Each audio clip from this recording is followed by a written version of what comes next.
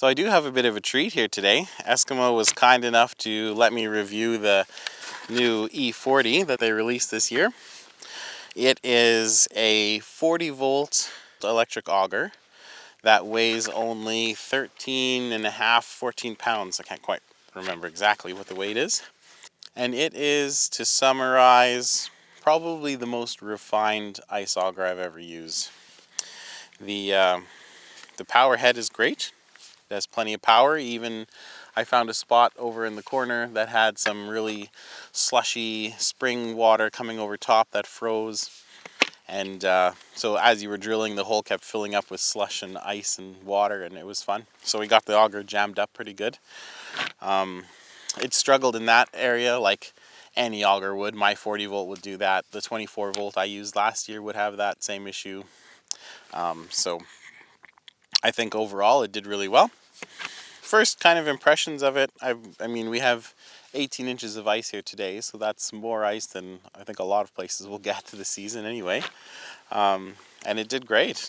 A couple of things to note. I think the blades on this one are their standard shaver blades, but the angle that they're mounted at is a little bit more aggressive than you'd find on the pistol bit.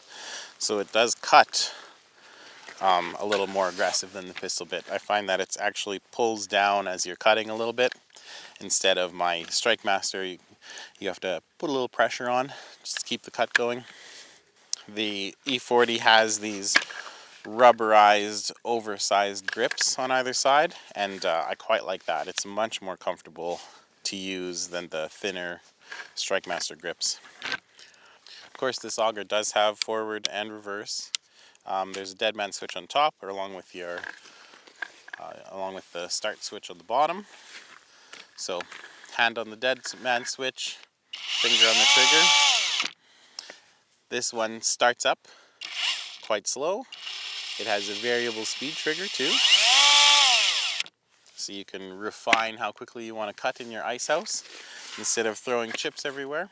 Battery display is right on the back here. I've used this for, I don't know,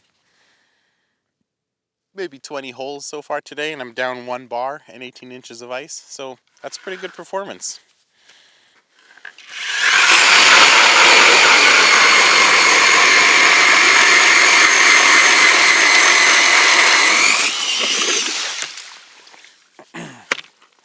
As you can see, pretty smooth cutting. It doesn't hang up at all on breakthrough. It's actually surprisingly smooth. Maybe the smoothest auger I've ever cut with. Just for fun, I do have the Strikemaster 24 volt with me as well. So we'll just cut a hole right beside it and see what happens.